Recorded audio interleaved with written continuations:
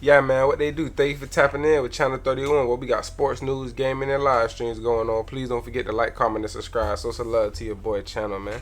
So we back with another video, you know what I'm saying, another reaction video, I should say. So we got, she gifted 10,000 cash to her new husband, who later murdered her right after their wedding. That sounds wicked, and we're going to get straight into it. Go ahead and leave in the comments what you think, right? What you think happened. Like, give me a guess on what happened, because I really got no clue. And shout out to Wednesday Crime for this video. Let's go ahead and get off in here. Wednesday morning, October 25th, 2023. A tragedy unfolded in Dallas, Texas, when the lifeless body of a woman was found abandoned on the roadside.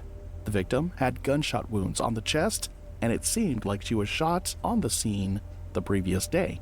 When the police arrived, they discovered that the body belonged to Deshae Stevenson, a 35-year-old businesswoman, wife, and mother. The previous night, she had been with her husband, Michael Smith, but by morning, she was on the roadside dead. The most unsettling part of the story is that Michael, her husband, was the last person to see her alive. This shocking turn of events would later be linked to mounting tension between the couple, and the shocking discovery of the main reason an innocent woman was murdered. This is the tragic story of Deshae Stevenson, a woman whose life ended too soon. Before we go further into the events that transpired, Yeah, man, R.I.P. to Deshae Stevenson. It looks like she was 26 years old. we would like to offer condolences to Deshae's loved ones, especially her teenage 25. daughter, who must now face a life without her mother. Also, we would like to take this crime case as a close reminder to everyone to recognize warning signs in relationships. 35, actually. Tripping. You going live, Red? My bad, y'all. I think she's 35. Hold up.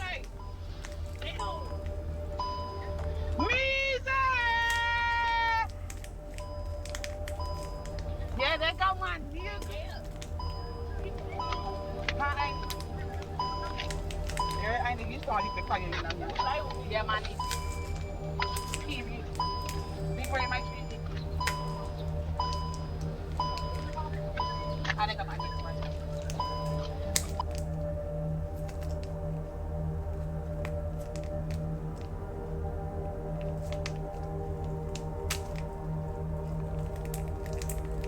This story takes us to Dallas, Texas. Dallas is a city situated in the southern United States in North Texas.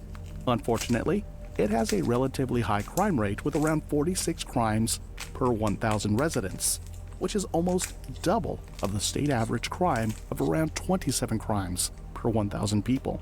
This could also be because Dallas is a very large city. Born on November 16, 1988, Deshae Stevenson was the epitome of a self-made woman. She had built a life for herself in Dallas, Texas, where she ran multiple businesses which were successful.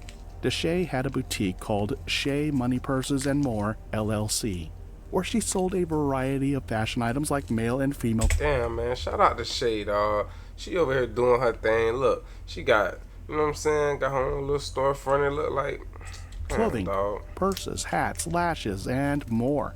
In her free time, she would also help clients file tax refunds, which can be a good source of income in the United States.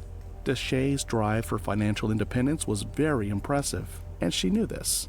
In fact, her Facebook nickname is listed as Money Making Deshae, and on Instagram it's Shea Money. Deshae was not shy to promote her business or tell the world that she was a thriving businesswoman. Because she was a hard worker, her businesses grew. She had just acquired a space in May 2022 that she had hoped would become her long-term shop. She thanked God for being able to get her store and was congratulated by friends. Deshae was also very close with her family and friends. She enjoyed cooking and having family gatherings. She wasn't just passionate about her business ventures, she also loved helping people, which made her loved by those who worked with and around her. She was generous with her time, love, and money, especially to her family and friends. Now, let's talk about her personal life. Deshae's world revolved around her 17-year-old daughter, Maya, who she showered with love and care. She was married to her husband Michael, but Maya was from a former relationship. Deshae loved her husband, but she was also a doting mother who made sure her daughter had everything she needed. and giving her a new car for her 17th birthday, which was a symbol of her hard work and the life she could build. It was clear that family was important to Deshae because she also posted videos of her nieces, nephews, and even her goddaughter to wish them a happy birthday. She was also the primary caretaker for her mother, who had suffered a stroke and was left partially paralyzed. Yeah, man. I mean, I know you can't just judge people off like first thing you see, but it seemed like she was a great, wholesome woman, though. Balancing her entrepreneurial ventures with her caregiving responsibilities, Deshae's life was a constant juggle, but she did it with grace, always with a smile on her face. Despite her successful and demanding life, Deshae still found time to be a life-of-the-party type of person. She had a larger-than-life personality, always ensuring that everyone around her felt good. But even with all the good things happening in her life, her relationship with Michael Smith, her husband, would take a drastic turn. Michael Smith, 39 years old, had been a significant part of Deshae's life for years.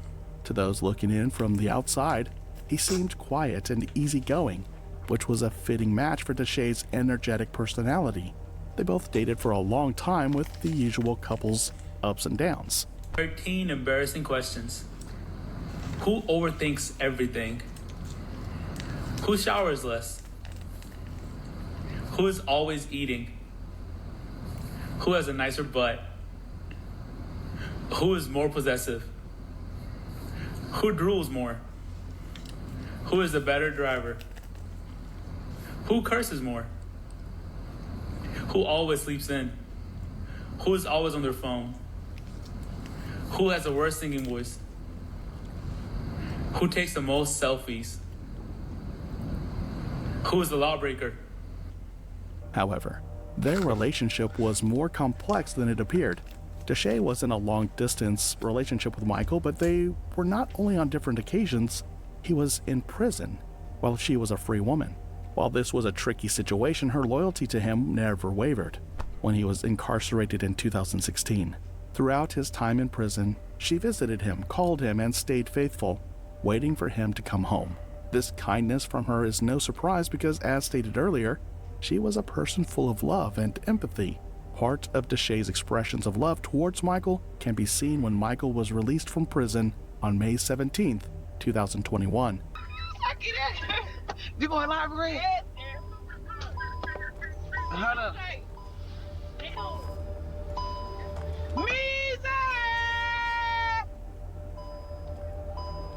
Yeah, that got one.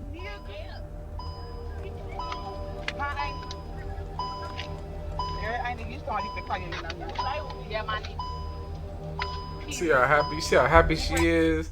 See how happy she is for brother to get out of jail and for brother to do whatever he did to her. I ain't gonna keep pausing. Let's just get into it. But it's just sad, bruh, how people could care about you this much and love you this much, have this much, you know what I'm saying, love for you, and people still do you wrong. So just be careful who you give your love out to, man.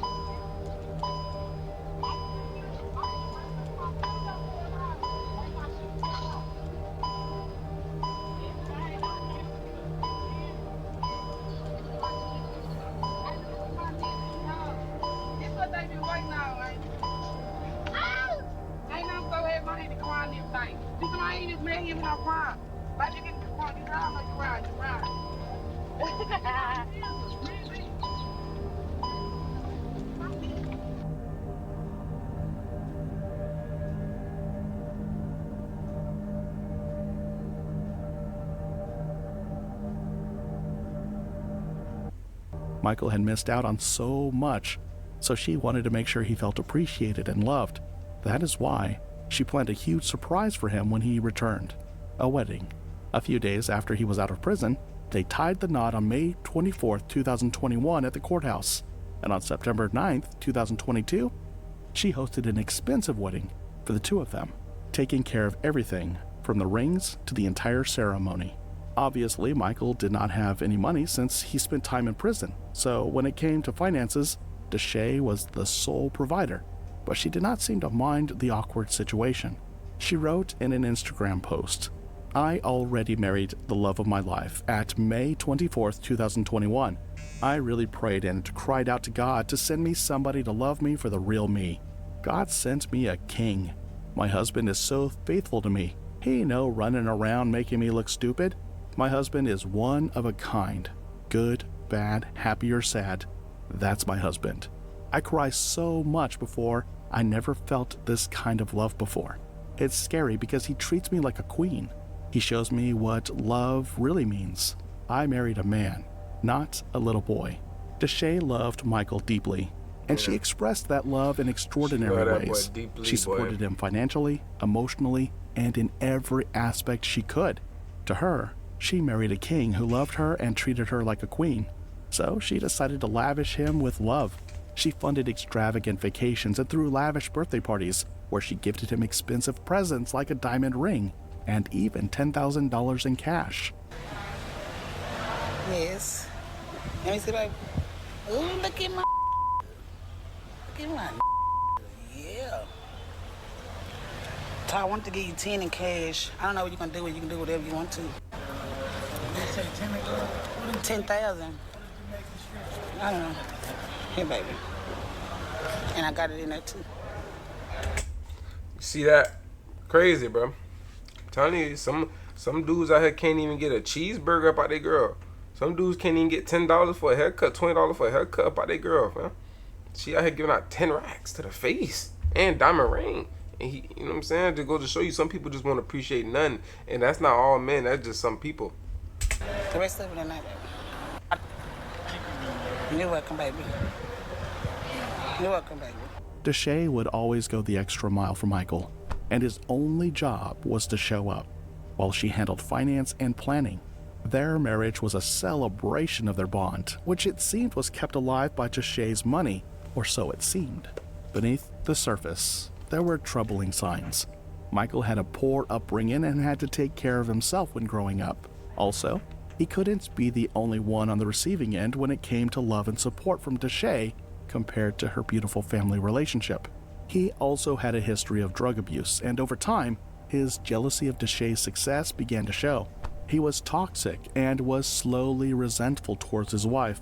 While Deshae was thriving in her business and making a name for herself as a successful entrepreneur, Michael seemed to grow increasingly bitter. This was a man that missed out on his life by being in prison, so he was behind all of his friends in terms of finances and status in life. Friends and family noticed the subtle changes in their relationship, but didn't fully grasp the severity of the situation. It is not an uncommon fact that some men may feel slightly jealous of their female partner's career success due to a dip in self-esteem, perceived threats to their masculinity, and fears of changing relationship dynamics.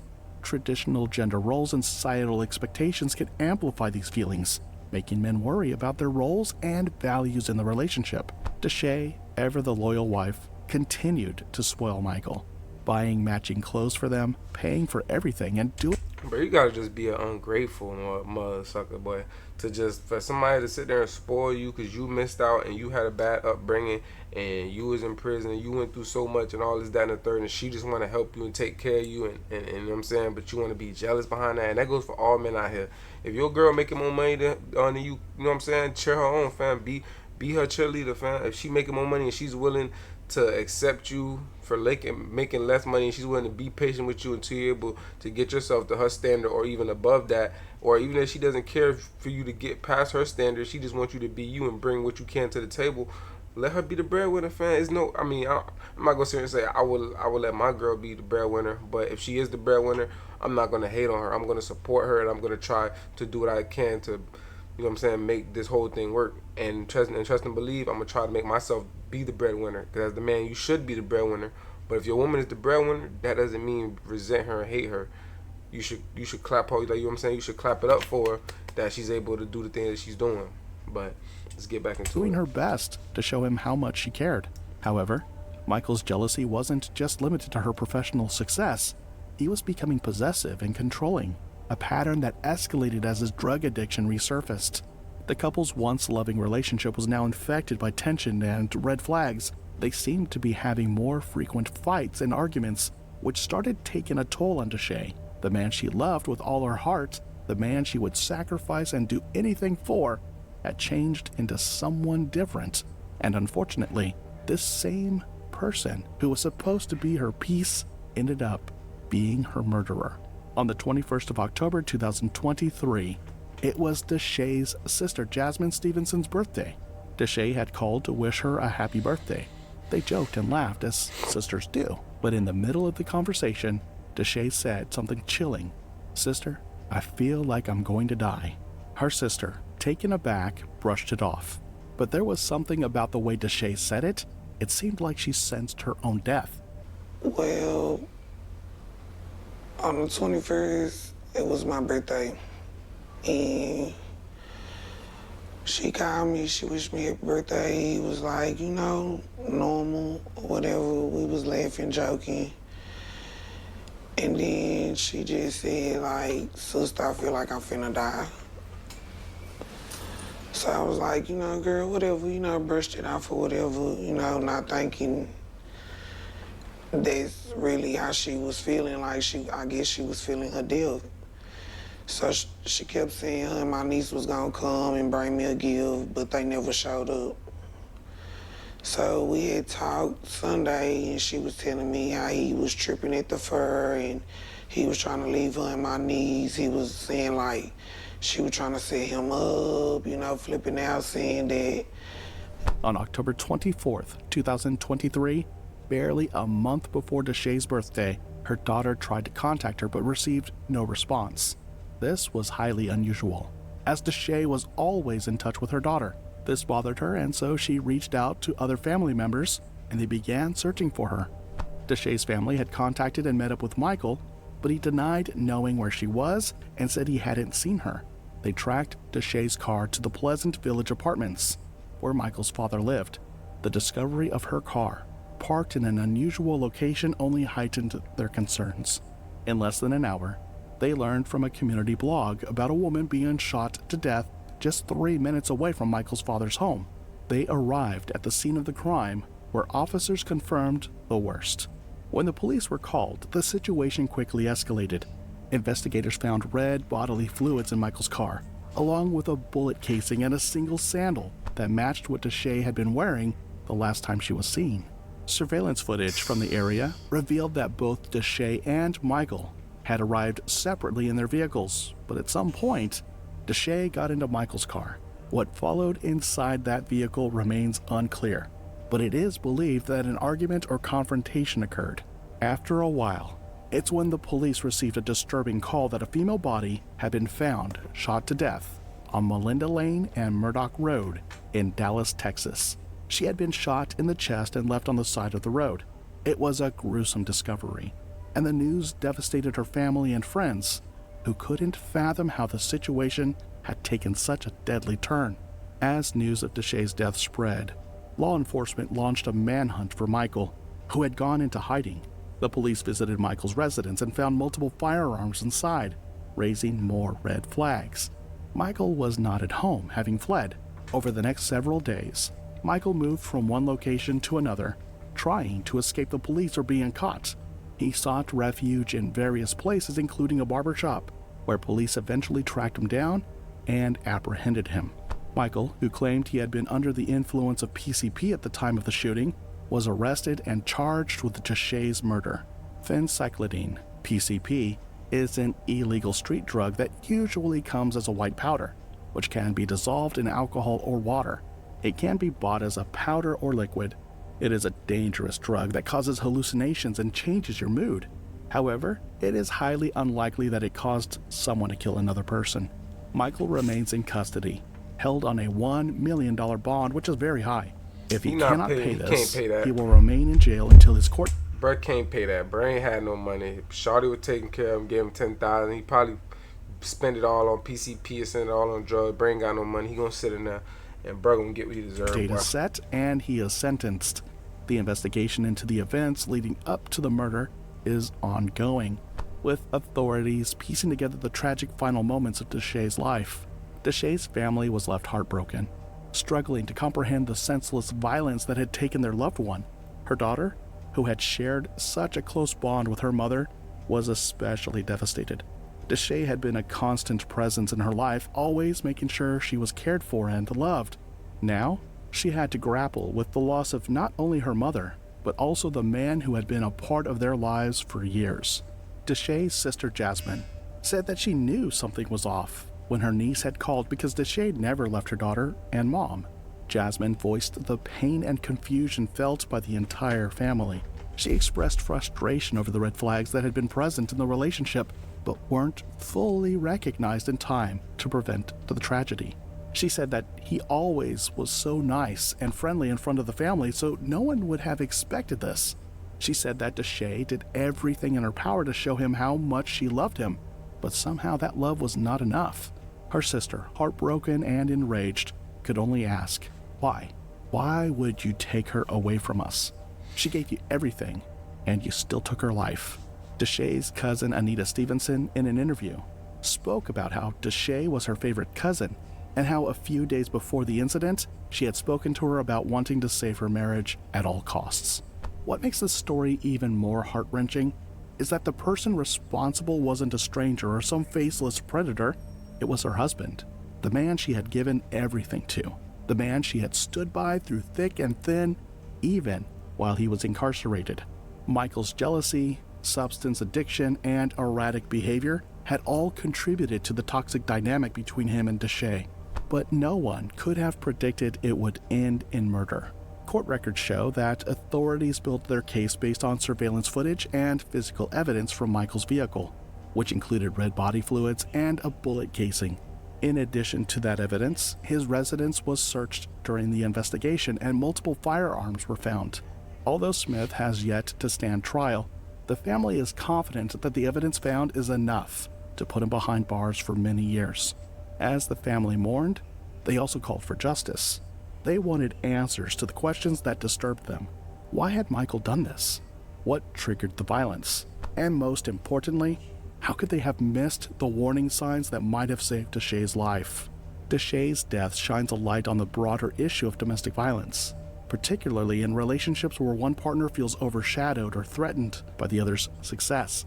Michael's feelings of inadequacy, compounded by his substance abuse, likely fueled his violent outburst. His inability to accept Deshae's independence and success became a source of tension, leading to the fatal confrontation. Domestic violence often goes unnoticed, especially when the signs are subtle. In Deshae's case, her love for Michael blinded her to the dangerous undercurrents in their relationship.